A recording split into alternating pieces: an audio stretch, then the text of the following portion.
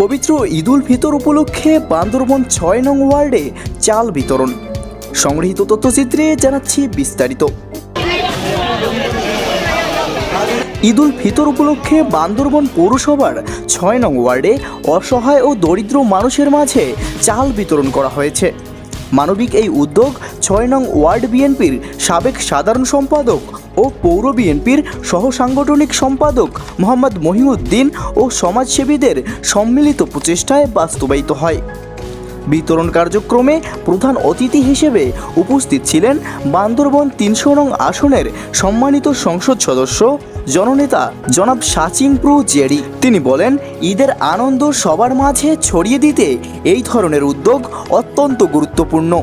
সমাজের বিত্তবানদের উচিত অসহায় মানুষের পাশে দাঁড়ানো। অনুষ্ঠানে আরও উপস্থিত ছিলেন বিএনপি ও বিএনপির অঙ্গ সংগঠনের নেতৃবৃন্দ, স্থানীয় গণ্যমান্য ব্যক্তি, যুব সমাজের প্রতিনিধি সহ স্বেচ্ছাসেবকরা। তারা সুশৃঙ্খলভাবে তালিকা অনুযায়ী উপকারভোগীদের মাঝে চাল বিতরণ করেন। স্থানীয় বাসিন্দারা এই উদ্যোগকে স্বাগত জানিয়ে আয়োজকদের প্রতি কৃতজ্ঞতা প্রকাশ করেন। তারা বলেন, এমন কার্যক্রম ভবিষ্যতেও অব্যাহত থাকলে এলাকার দরিদ্র মানুষ অনেক উপকৃত হবে।